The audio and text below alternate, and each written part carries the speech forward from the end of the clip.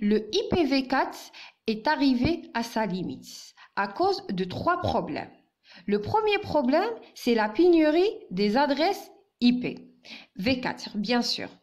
Avec l'augmentation croissante le nombre d'utilisateurs, il est devenu très difficile de satisfaire tous les utilisateurs en leur attribuant à chacun une adresse IPv4. Le deuxième problème, c'est la surcharge au niveau du routeur. شفنا باللي un paquet IPv4 au niveau de l'entête, il possède beaucoup de champs. Et chaque champ, il va exiger un traitement spécial de la part du routeur. Sachant qu'un routeur, ما غاديش يجيه un ou زوج تاع les paquets, mais غادي يجوه des milliers et des milliers des paquets. Donc هنايا غادي une surcharge de traitement, elle va être imposée au niveau du routeur. Le troisième problématique, c'est que le IPv4 ne propose pas des services de sécurité. Pour la simple raison qu'au moment du développement du protocole IPv4, il a été développé pour des besoins de communication. Le protocole IPv6 est venu pour répondre aux limites au niveau du protocole IPv4. La première, c'est qu'il a apporté un espace d'adressage plus grand.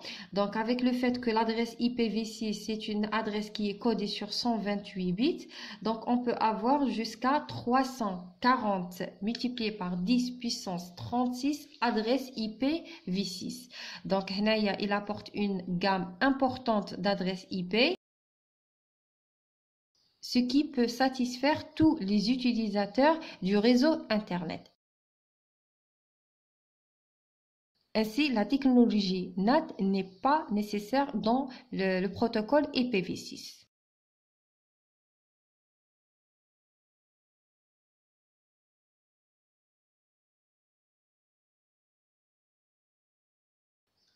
Le protocole IPv6 vient avec une nouvelle structure dans le paquet IP, qui est le IPv6 bien sûr.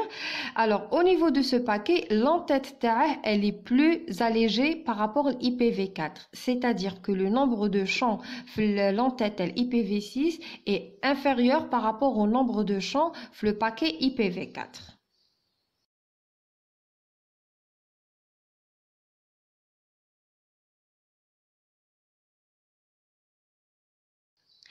Ou le troisième point, la sécurité, il faut savoir que le IPv6 a été développé tout en prenant en considération l'aspect sécurité de réseau.